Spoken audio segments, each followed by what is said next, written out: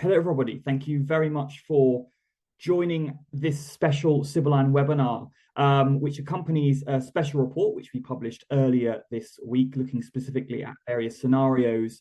What if a Russian jet gets shot down over NATO airspace? So in this hour, I'll be joined by a number of my colleagues here at Sibylline for us to go into the scenarios and various themes and triggers around that. So today, my name is Alexander Lord, the lead Europe-Eurasia analyst here at Sibylline, and today I'll be joined by Ben Halliday, our principal analyst on the Europe desk, Leila Guest, our intelligence analyst on the Eurasia desk, and Denise Shipani, our intelligence analyst on the cyber desk. And between us, we'll be covering quite a lot of ground here, looking through the report, but also touching on the wider strategic and operational impacts for businesses across Europe under these scenarios. Just a bit of housekeeping as well. As always, all of our Sibylline webinars are held under the Chatham House rule. So please do feel free to use anything that we say in this forum, but please do not attribute it. Thank you very much. Okay, so let's set the scene a little bit before we dive in. So last month, I'm sure everybody's aware that there were a number of very high profile incursions into NATO airspace. The first major one was a series of drone incursions into eastern Poland, unprecedented in its scale, and the first time that NATO aerial assets directly intercepted Russian drones since the full-scale invasion began. Obviously caused a significant amount of discussion across the alliance in terms of, whether this was deliberate, the scale of it, the response, and where the thresholds are for potential retaliation, or indeed for whether they can interdict these sorts of systems. This incident followed shortly thereafter by another more traditional incursion, this time in Estonia, where we saw a number of MiG-31s penetrate Estonian airspace for, I think they were loitering around for about 12 minutes before being escorted out across the Baltic, and where they landed in Kaliningrad.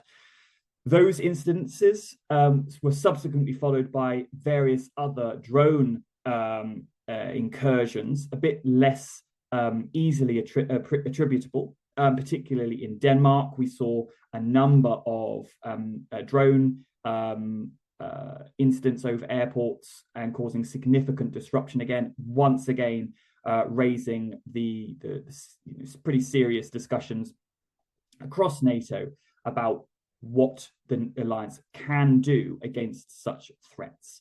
Now, that debate is what really triggered our scenario piece. So please do check your inbox for that in detail if you haven't already read it. And if you haven't received it, please do reach out to us, clients@sibylline.co.uk, and we'll be very happy to supply the report in detail.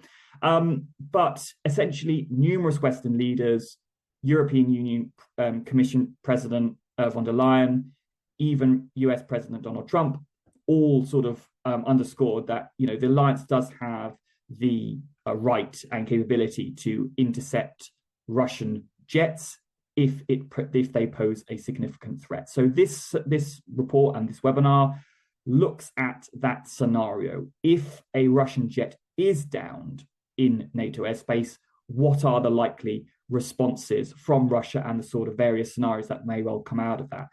Should just say from the beginning, fortunately, we do assess that downing of a Russian jet is unlikely in the short term, but it is a very credible possibility. And I think the discussions happening in NATO and indeed in Moscow undoubtedly underscore that. But to start us off, I'd like us to go through the scenarios to paint the picture. And you can see them there, the most likely, two realistic alternatives, and then the most dangerous. And we'll go through those. And to begin, I'll ask Ben, our principal analyst on Europe, to begin with the most likely scenario that we set out. Yeah, many thanks, Alex, and hi everyone, thanks for joining. So our most likely scenario is essentially an escalation of Russia's grey zone campaign in Europe. So we assessed that Russia would not down a NATO jet in retaliation under this scenario. And there are a couple of advantages for Russia taking this approach. One is that it can exploit the incident to portray NATO as an aggressor to its domestic Russian audience. This messaging also supports its messaging around the war in Ukraine. And it would also likely extend this rhetoric to the so-called world majority, which is a term which Moscow uses to refer to the global south, and specifically countries in the global south that do not support, that do not align with the West in terms of opposing Russia's war in Ukraine. Now, that aside, the principal form of retaliation in our estimation would be an escalation of Russia's grey zone campaign, which has been carried out in Europe since 2022. So far, Europe has really failed to develop an effective deterrent against this possibility. So this campaign has so far been quite extensive. We know it's involved numerous arson attacks on Ukrainian-linked buildings, among others. But some of the more notable cases have included the torching of a major shopping centre in Warsaw in Poland, and the placement of incendiary devices in parcels which have ignited at logistical hubs. So Russia could simply intensify these attacks, or in keeping with the evolution of Russian tactics over the past few years and the general trajectory of the Grey Zone campaign, it could experiment with new tactics. Now, to be clear, we do not expect that Russia would carry out all of these tactics or all of the things I'm about to discuss, as that would be much more likely under the most dangerous scenario. But nevertheless, some of these cases are absolutely credible and viable. So one possibility that we have considered is the deployment of maritime drones at major ports. So major ports in Europe are ports such as Antwerp in Belgium or Felixstowe in the UK. So we have seen over the past couple of months how disruptive the deployment of aerial drones near airports in Europe have been, which, you know, aside from several incidences in the past few years, there hasn't really been much precedent for this, in particular the types of drones, which are some of them non-civilian, being deployed around these airports. So we similarly believe that if Russia were to deploy maritime drones at major ports in Europe, this would be similarly disruptive. Would likely cause the closure of ports, which is going to have serious impacts on just-in-time supply chains across Europe. So that's one possibility, and were that to happen, we could see drones deployed at several ports at once, not just the one port. Alternatively, we could see attacks on critical national infrastructure. Now, actually, so far, there have been very few instances of this in the Grey Zone campaign that Russia's been carrying out. But nevertheless, we could, for example, see sabotage of undersea energy infrastructure in the North Sea.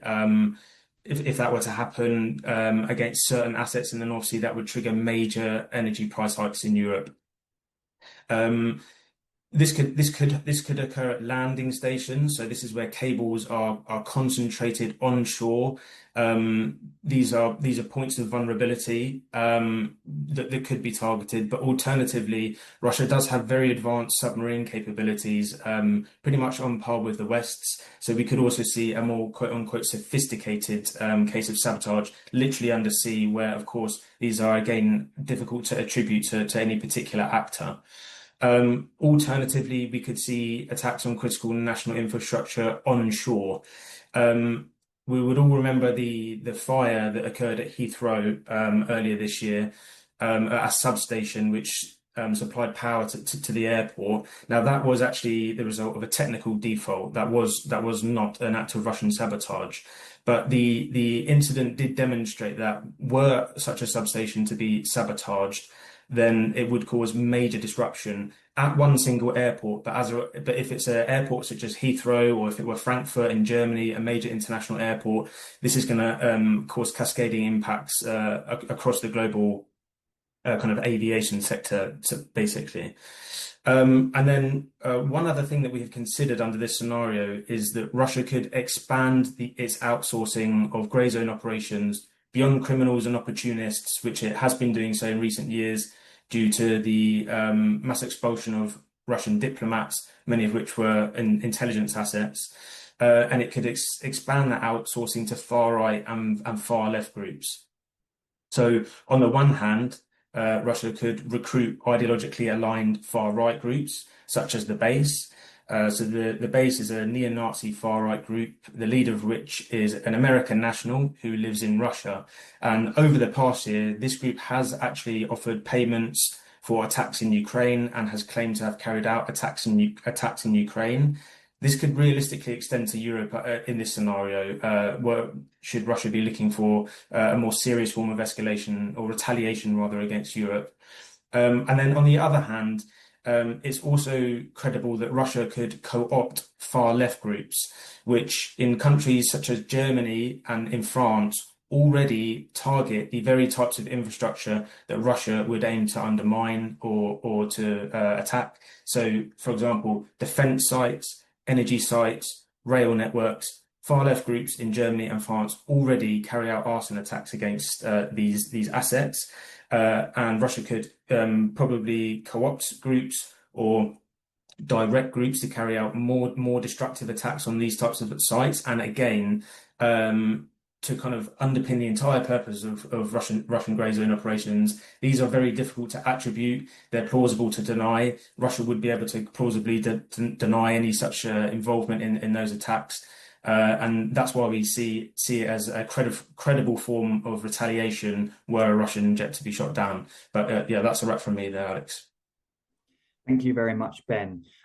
So that's our most likely scenario, continue an escalation of the ongoing grey zone campaign. Before we move on, just a reminder, please do use the Q&A function in your Zoom. It should either be at the top or the bottom of your screen. We do have allocated question and answer time at the end, so please do write those as we go through, and I'll make sure to put them to our experts. But moving on, Layla, I was wondering if you could walk us through our two realistic alternative scenarios.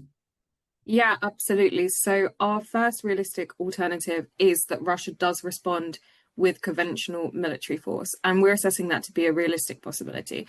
And I think when we are considering the nature of a Russian response, of course, I think it could be quite instinctive to assume that any Russian response could be premeditated and calculated, but there are situations in which there are opportunities for spontaneous provocations to happen in the moment because of miscalculation, miscommunication, or misjudgment. And I think to illustrate that, there was a case in 2022. The details of it didn't really fully emerge until, I believe, 2023, so quite some time later, that a Russian pilot tried to shoot down an RAF surveillance plane after believing that he had permission to fire over the Black Sea. And the Black Sea is one of those areas that we are highlighting does have a risk of engagement of this nature, where, say, Russia could shoot down a NATO plane in retaliation, or where the first initial NATO-Russia encounter could happen. But I will now turn, I think, to describing if this is calculated. And if it is a calculated response, Russia would likely determine that it does need to respond with conventional military force to show domestic audiences, traditional security partners, especially ones that are not aligned with NATO and share NATO skepticism, like Russia, that it is not weak. And additionally, I think one of the points that we will be touching on in this webinar is the fragmentation of NATO and how there are different factions that are willing to be more hawkish towards Russia. And a lot of the time as well, our assessment with these recent incursions has been that they primarily are to undermine the cohesion of the alliance and to test resolve. So if Russia can sense that NATO is fragmented, or if a state acts to say that it did not approve of NATO shooting down a Russian jet in the first place, then this is a way in which that Russia can seek to test NATO cohesion and resolve. But going forward more into the operations in the information space, I think it's we can say that with quite a degree of certainty that Russian messaging would go into overdrive at this point, and warnings would most likely surround the concerns of nuclear escalation or the beginning of World War III.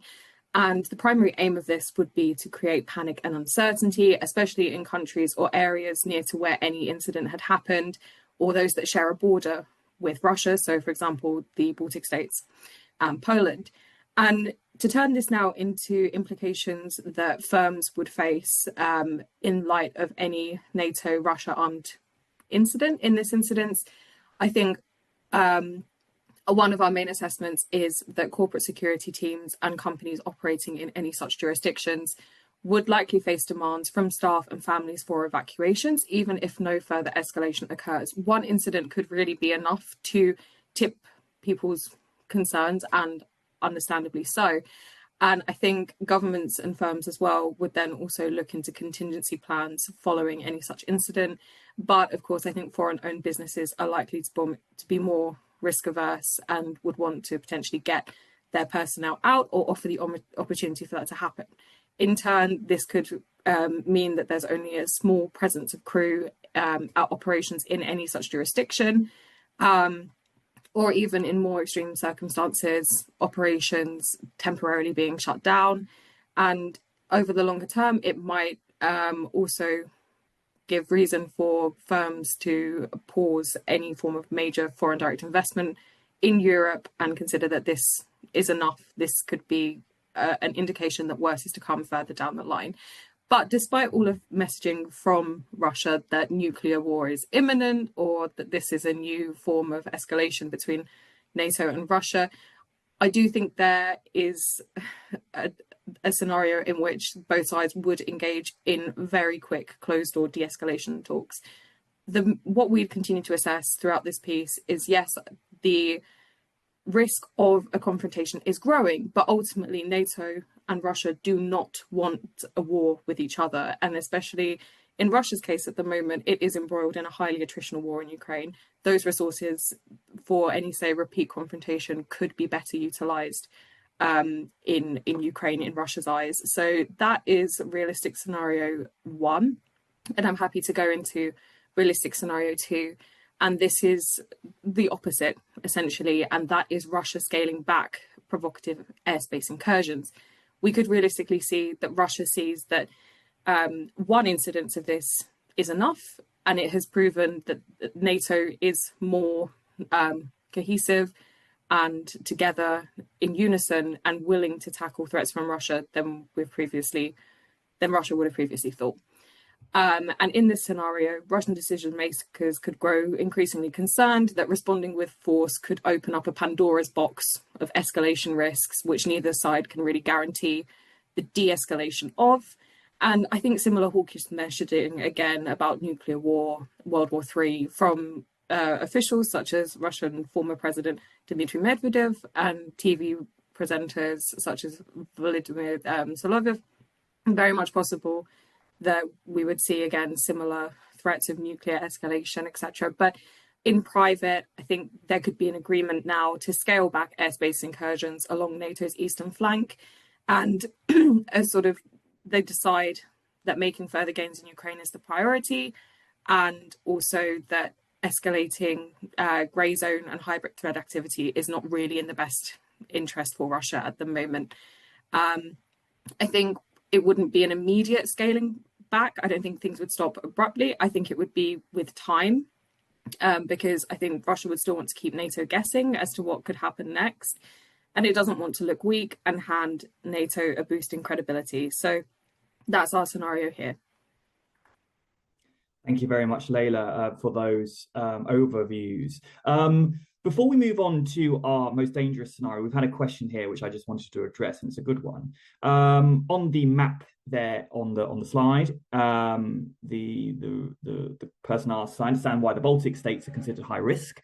Why isn't Finland included in this category, given its roughly 800+ mile border with Russia? It's a good question. Now, broadly speaking, putting all of these countries into a category of three, high, medium, or low, there's always nuance within that. The primary reason why we haven't included Finland in the high bracket, although arguably it's amongst the highest within the medium bracket, as it were, in terms of risk, is broadly because there are precedents in those high-risk countries already for these sorts of more provocative incursions to have taken place. There's plenty of precedent for more conventional military probing, which the Russians do regularly, and they have done for decades, well outside of the invasion of Ukraine. So Finland would broadly fit into that category, but we have seen, I think, a bit more precedent in terms of drone, but also conventional aircraft incursions in those high-risk countries. Also, proximity to both Belarus and Ukraine are increasing factors there as well.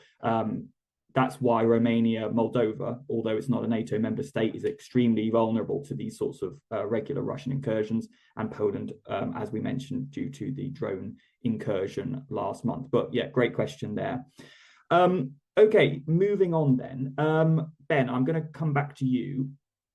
Could you walk us through the most dangerous scenario? Thankfully, we've assessed it's a remote chance, but I think it's still important for us to go through. So take us through that, please.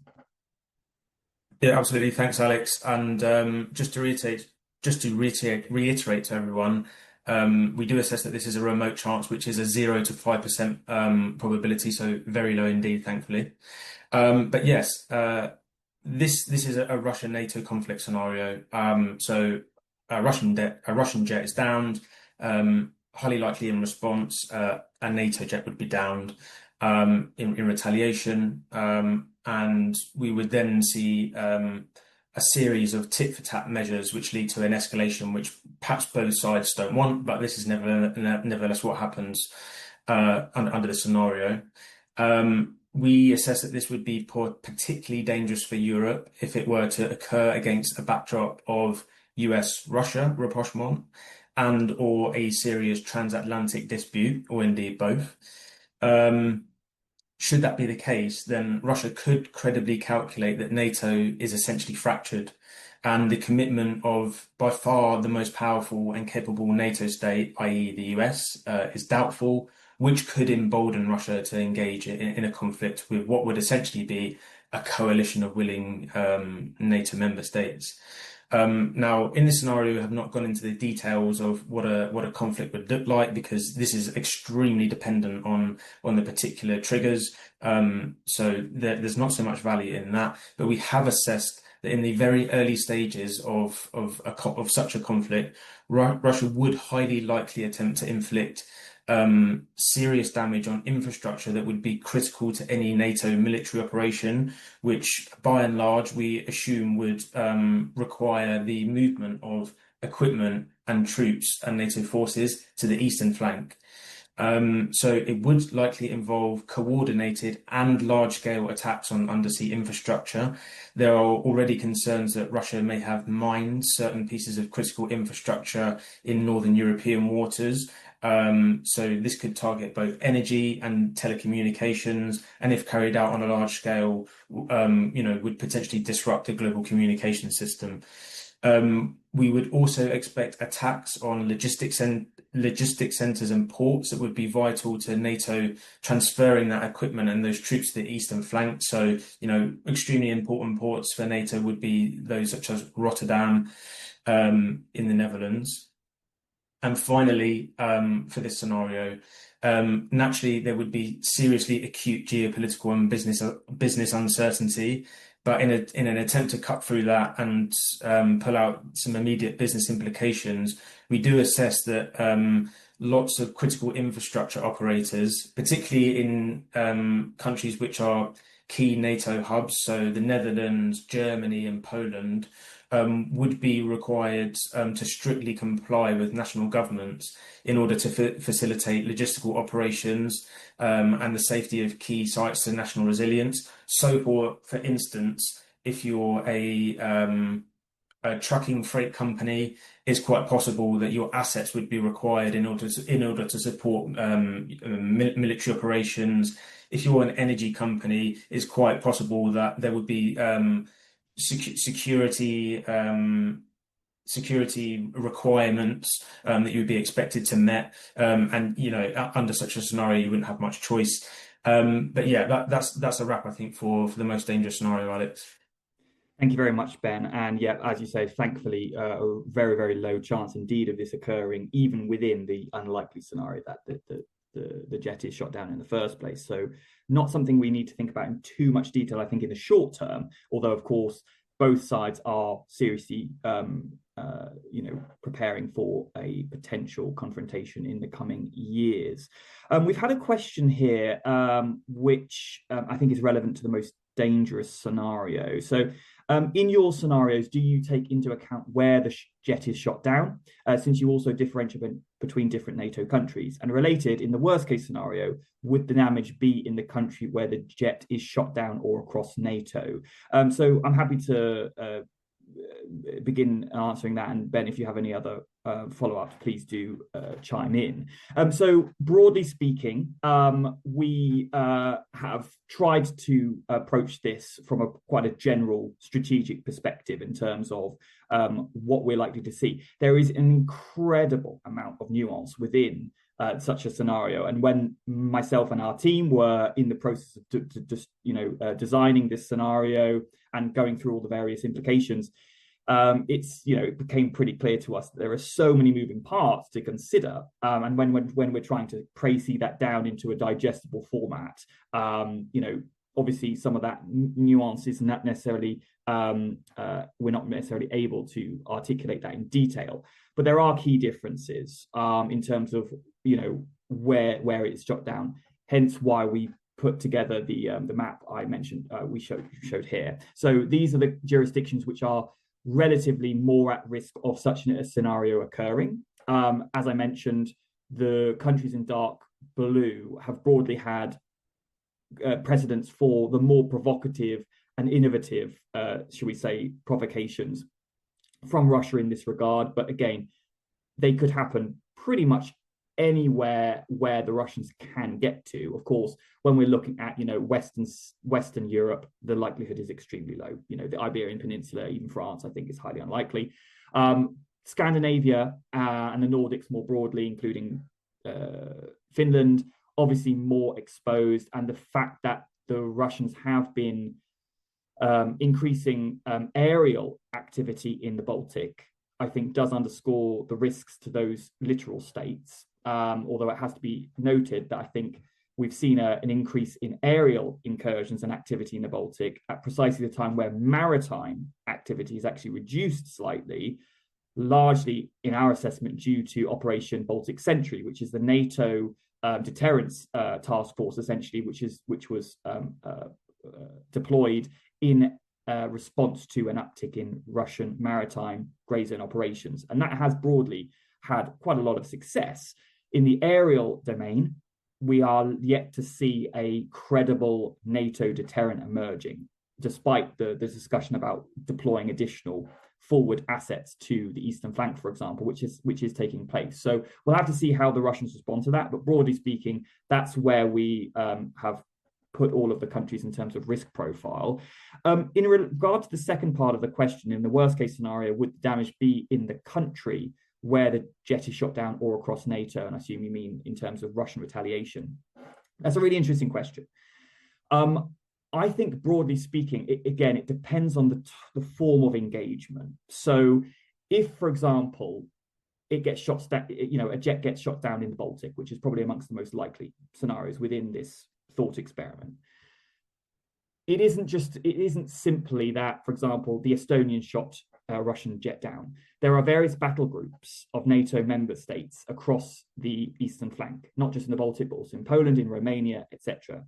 That means that essentially a decision to shoot down a Russian jet, whether it is deliberate or by mistake, because mistakes can happen, as Layla mentioned in her scenario, that confuses culpability and responsibility, essentially. And so that may well encourage the Russians to respond in a more broad fashion against the alliance. And in that regard, we're looking at the sort of centers of decision making. So the key players in any decision to retaliate.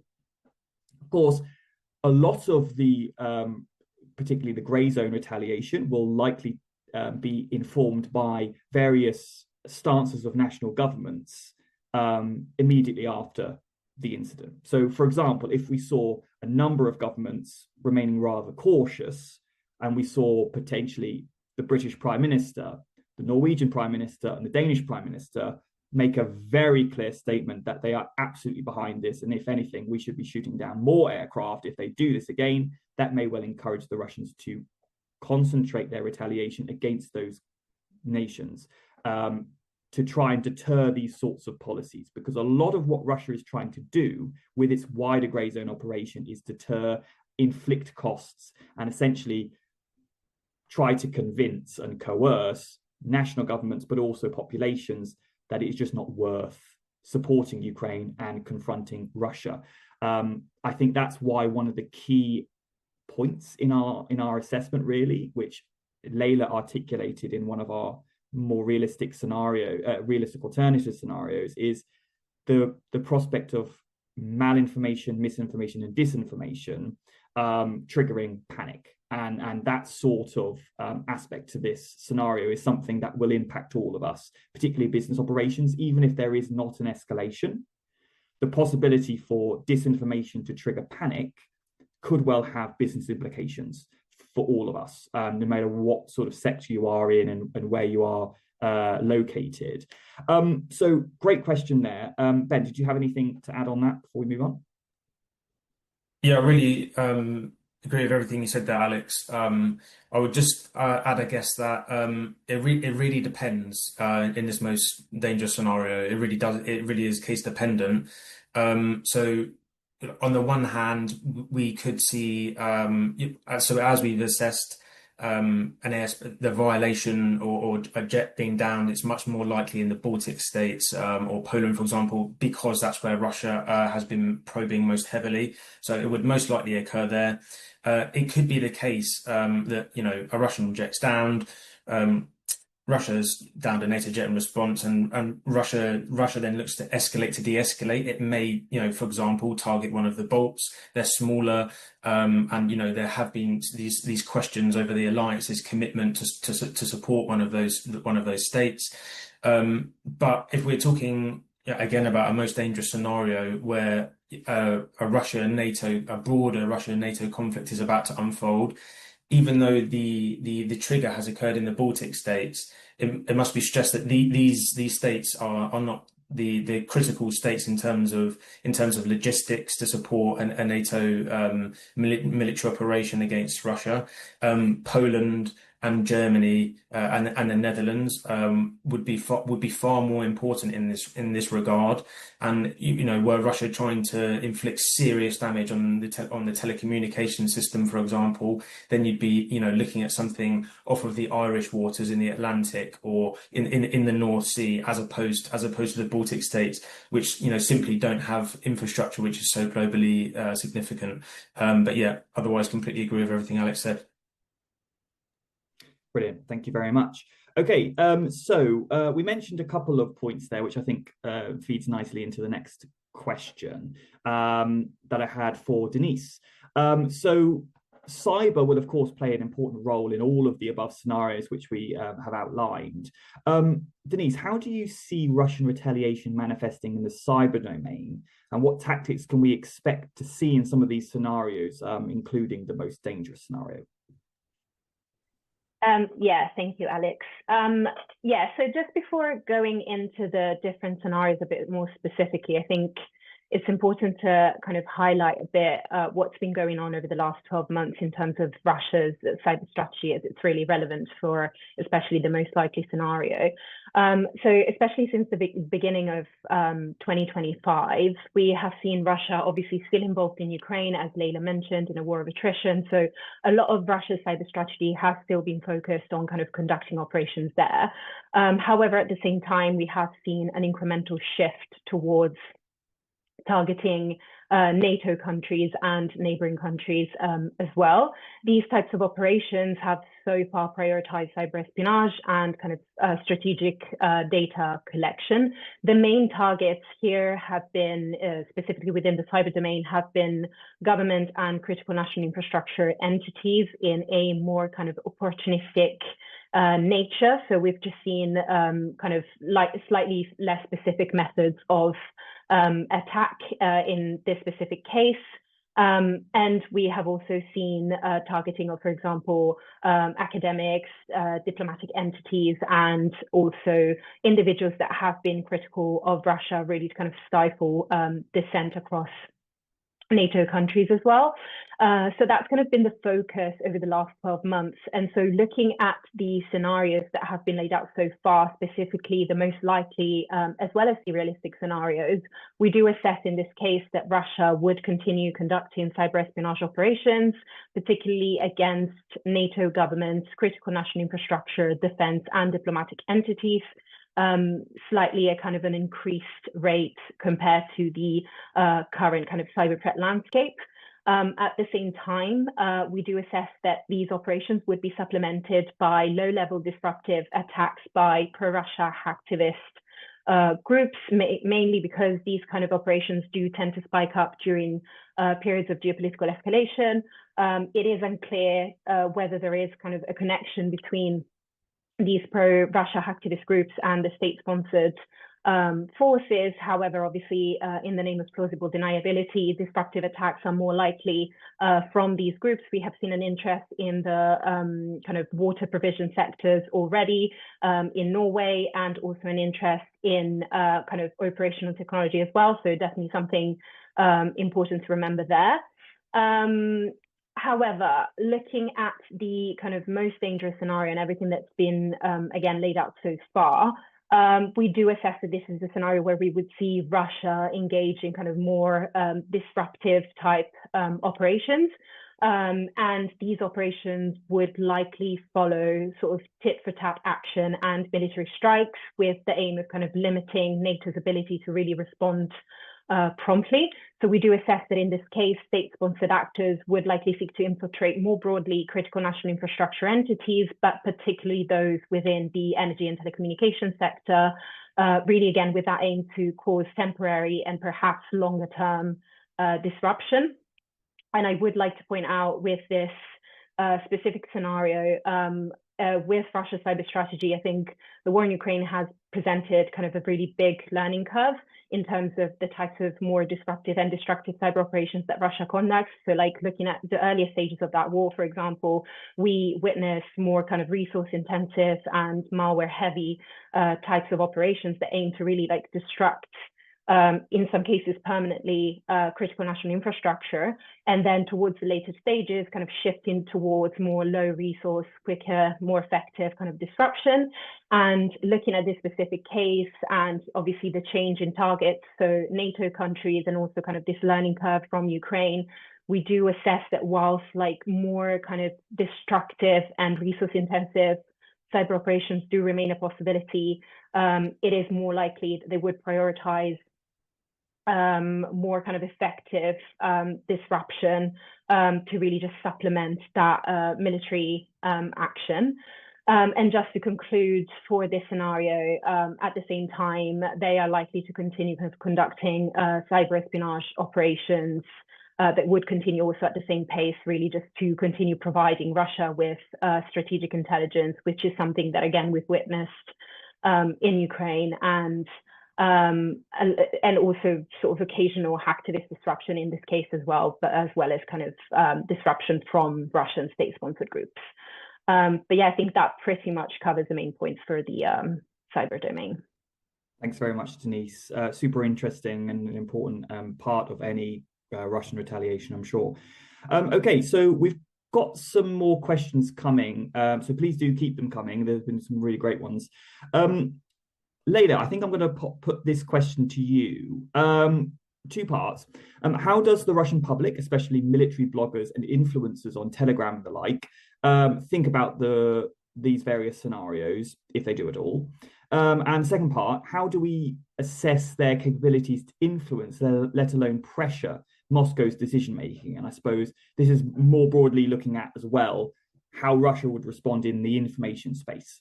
So Leda, your thoughts? Yeah, I'm happy to give some insights into this one. And I think it's important to remember how Russia's domestic messaging works. And you know, how this does influence the Russian public's and opinion. Obviously, for multiple years, if not decades now, Russia's messaging has always been anti-NATO, and I think this is something that does grow more and more into you know, Russian minds, the psyche, on different levels. It's not just people, you know, that are watching state TV necessarily, but of course that is where the most aggressive messaging will be, and more looking at different scenarios like this, raising possibilities of this. But I think as well, what's important to remember as well is that Russia, in terms of us being able to gauge sentiment, has become increasingly hard to tell what the public would think with wartime censorship, and it's hard to get an accurate reading on many different opinion pieces and points of opinion, for example. And I think it's an interesting point that you raised about military bloggers, because I do think at times throughout the war in Ukraine, the Kremlin and Russian decision makers more broadly have actually taken an interest into hearing the insights of military bloggers.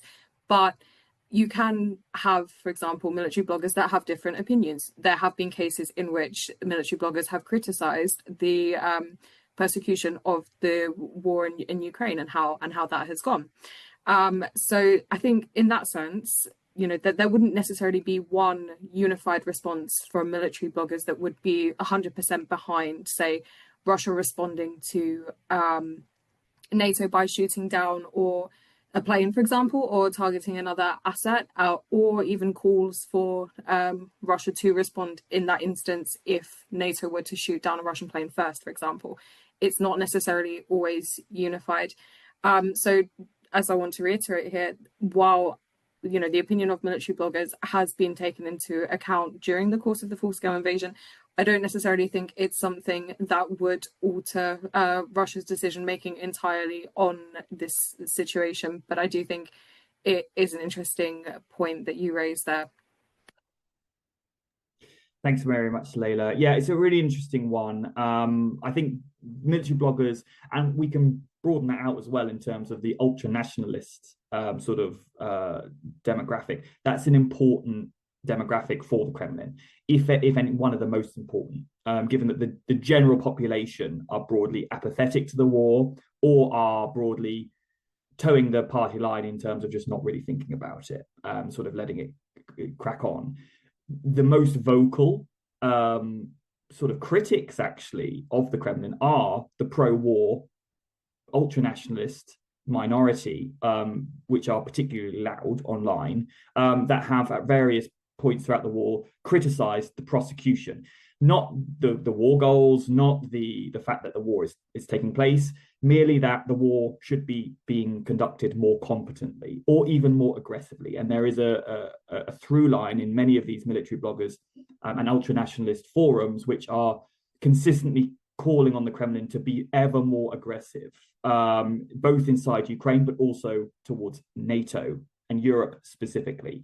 So this is an important internal dynamic, absolutely, to bear in mind. The Kremlin can ignore them to an extent, but as you say, Layla, they have shown a sensitivity to their position, and I think it will be important to balance. And that's precisely why I think in one of our, you know, in the first realistic alternative scenario, responding with a measured conventional military response, i.e. shooting down something in retaliation, may well be to sort of prove that Russia is not weak and to placate these sorts of ultra-nationalist minorities, to show that the government is responding proportionately as they would see it. But yeah, great questions there. Moving on, we've got another good question. Say the battle group that shot down the Russian jet in our scenario didn't include any US troops. Do you think President Trump would put this crisis on the back burner, saying it's a European problem? I think that's a really great question. Perhaps I don't know if anyone wants to take that. I'm happy to tackle that as well. Ben? Happy to jump in, yeah. So one thing that I would say is that the US does have a presence pretty much across the eastern flank. But the battle group, the multinational battle group that it leads as part of NATO's enhanced forward presence, is of course in Poland, which is one of the countries which we assess is higher risk for a jet coming down. So it's a good question, because of course various comments that President Trump has made over the past year have raised questions over US commitment to its NATO allies. And I think the response of President Trump to the Russian drone incursions in Poland was not considered very reassuring. And then, of course, earlier this week, we also had the first official indication that the US plans to downsize its military footprint in Europe with the withdrawal of one brigade from Romania, another country where the US has a significant presence. I should say, however, that that's not a withdrawal from Romania. It will still retain a presence there, and we don't so far have an indication of downsizing in other countries. So yeah, we have thought about this, and for us, the key indicator of US commitment to the eastern flank, to NATO more broadly, is the US presence in Poland. This is basically the most significant US deployment on the eastern flank, and for us will be an important indicator of plans for the US force posture in Europe. There are currently around 10,000 troops in Poland. There's a permanent garrison. This presence, by the way, was scaled up significantly under the previous administration, the Biden administration, relative to the period before the invasion of Ukraine. So I would also say that even if there is a slight downsizing in Poland, let's say that the US says, okay, we're going to withdraw around a brigade worth of troops from Poland. We should put that in the longer term context, which is, as I just described, that the presence has been increased massively since the full scale invasion. So the withdrawal of 1,000 troops would not actually be that significant. But for us, Poland is the key one to monitor. Yeah, but beyond that, as I said, it's a good question, and unfortunately, we do have contradictory comments coming out of the White House on this issue sometimes. But as I said, the US presence in Poland remains, and it's a large scale presence, and that is for us is a more important indicator, which as things stand suggests that the US does remain committed to the eastern flank. Thanks very much, Ben. Yeah, I very much agree with your points there. Putting the latest developments in context, the longer term, I think is absolutely vital. The US is not withdrawing from the eastern flank anytime soon, but that reduction is nonetheless showing a direction of travel, perhaps, which can have an influence on decision making in the Kremlin. And I think this question is a good one because it gets to one of the core issues which the Russians are trying to understand themselves. To what extent is NATO a coherent defensive alliance? And this is this is essentially one of the questions that I think the Russians would be asking in these sorts of scenarios. And I think that's what they are, one of their core goals with the grey zone operations across Europe. We've seen the grey zone campaign since 2022 steadily step up. And there are various, objectives, I think, of this. Principally, of course, deterring direct support for Ukraine is the most obvious military objective. But in terms of the wider grand strategic objectives of the Kremlin, I think, there are opportunities that the Russians can see in the future, whether it's, in a couple of years, whether it's over a bit more of a longer term, to directly undermine the coherence of the alliance, the cohesion of the continent, and therefore potentially expand Russia's room for maneuver in the future to achieve its wider foreign policy objectives. So to that end, these sorts of incursions, I think, are precisely designed to test NATO's Article 5, the cohesion, to trigger debates within the alliance, to watch very carefully which countries are saying what officially and unofficially. They'll be using their official channels, obviously, to watch this, but also their intelligence assets to see what discussions are being happening behind the scenes, and also watching for any potential force posture changes. This all will be information which will inform the Kremlin's next decision point and their moves in the next sort of 6 to 12 months and beyond. The Trump position is, of course, central to this. If the Russians believe that a move to, increasing airspace incursions, or even a more direct grey zone attack, for example, which is maybe pushing the definition of what a grey zone attack is, are we talking an actual act of war here? This is precisely what the Russians, I think, are doing, and they are trying to increase that threshold, basically, and see where the ceiling is. Because at the moment, the Russians don't know where that is. We don't know it ourselves where the ceiling is, and I think that ambiguity is the concern, right? And that's only going to encourage further Russian testing.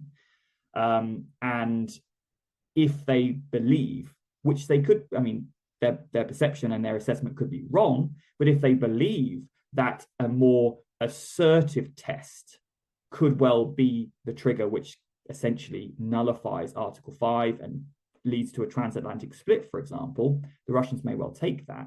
Of course, that could massively backfire, and it could galvanize the alliance. And that's in one of our, I think it's our second alternative scenarios, which is actually the Kremlin's pretty shocked that NATO responds in such a way. And if there's a broadly coherent response, which is no, this is out of order, we all absolutely support the shooting down of a jet, our airspace is sovereign, we will defend it, that could well indicate to the Kremlin, well, actually, we're pretty close to the ceiling there, and inform their future escalation thresholds. So I think it's a really great question on the US position there. Okay, moving on. We've got a question here, I think in relation to Russian responses to various different countries within NATO, if their jet was shot down. Wouldn't the Russians concentrate retaliation where anti-NATO sentiment and political interests are most likely to destabilize the internal politics of that Western country? Again, I think that's a really good one. Maybe, Ben, if you want to have a crack at that one. Yeah, sure. So it would, again, be somewhat case dependent. So we could take, for example, Slovakia. In recent years in Slovakia, there have been large-scale anti-NATO demonstrations. They don't occur regularly, but those demonstrations have occurred and do reflect the fact that there is a degree of anti-NATO sentiment in that country. And then in addition to that, Slovakia is led by a government which hasn't been entirely supportive of Ukraine, does in fact actually send Ukraine weapons, despite the fact that the Prime Minister's rhetoric is very anti-Ukrainian. But in the case of Slovakia, it's just simply not significant enough to be a major target of Russian retaliation, whether that be military or whether information operations. By contrast, we could take a country like Germany, where broadly the population does support NATO, but there are parties and there are constituencies in Germany which are anti-NATO and are Russian friendly and or pro-Russian. I mean, for example, the Alternative for Germany party, the AfD, actually currently polls as the most popular party in Germany, above the CDU-CSU union, and this party is considered Russia friendly. It, for example, has always opposed sanctions on Russia. It believes that they harm German interests, and it's not supportive of Ukraine's war effort, simply put. So Germany would definitely be a target, because there are fissures in German society that Russia would be able to exploit.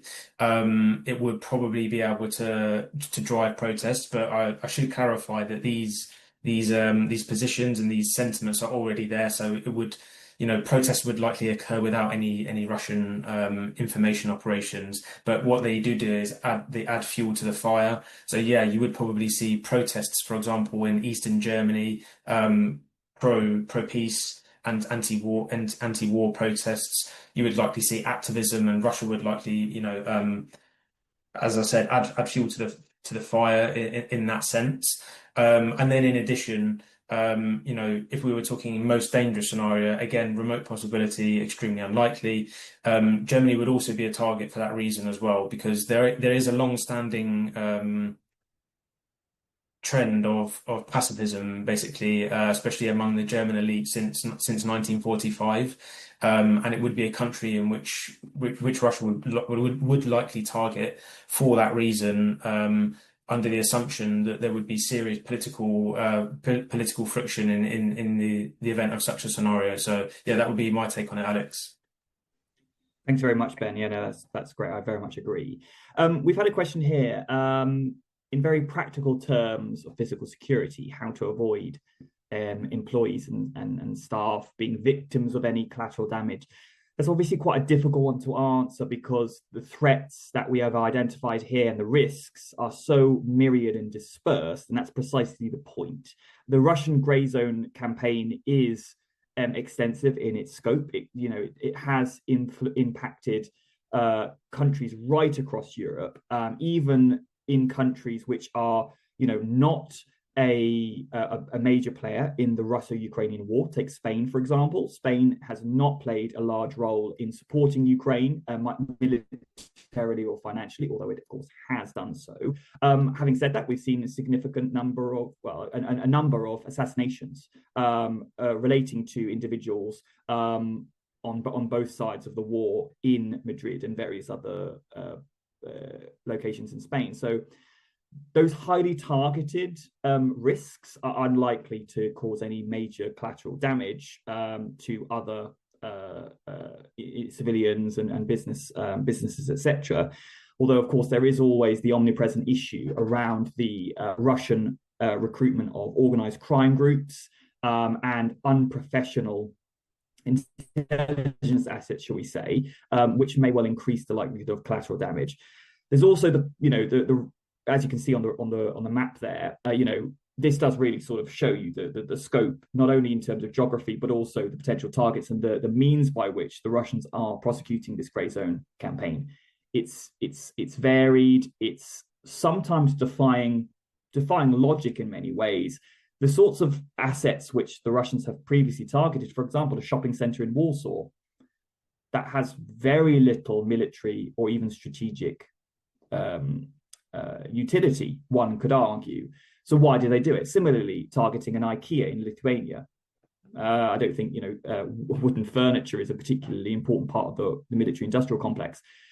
The argument here is that the Russians may well be wanting to just sow division, inflict costs, and of course that means that numerous sectors are potential targets, and it's difficult to predict with any certainty what will come next. One point will, of course, be logistics, and that's one thing we're watching very, very closely indeed. And recent arrests in Poland and Romania have underscored that there is an ongoing campaign, seemingly, for the Russians to target Nova Post, the Ukrainian logistics company, their assets across Europe as well. So logistics is definitely an area of interest. Energy, likewise. The risks are likely to be more targeted elsewhere, but again, the shopping center fire does show the impact that seemingly indiscriminate arson can have on myriad businesses. But essentially, resiliency planning, I think, is the first port of call, and identifying those critical points of failure within your business and your supply chain. If something stopped working tomorrow, what part of your supply chain, what part of your business would that if that one thing stopped working, how would that impact your operations or grind it to a halt? I think working backwards from there is a good place to start. But certainly in our most likely, the vast majority of us are perfectly safe. It's just a case of identifying these risks and being aware and informing resiliency planning, I think. Okay, with that, we've reached the top of the hour. I want to say a big thank you to all of our panelists for contributing their expertise, and of course, all of you for dialing in and for the excellent questions. We hope it's been useful. If you do have any further questions, please do reach out to us at clients@civilline.co.uk. Please do read through the report in full. Again, a lot more detail in the written report. And if you haven't received that, again, please do reach out to us on email. We're very happy to forward that on. But in the meantime, I wish you all a very good rest of your day, and thank you very much again. Thanks all. Thank you.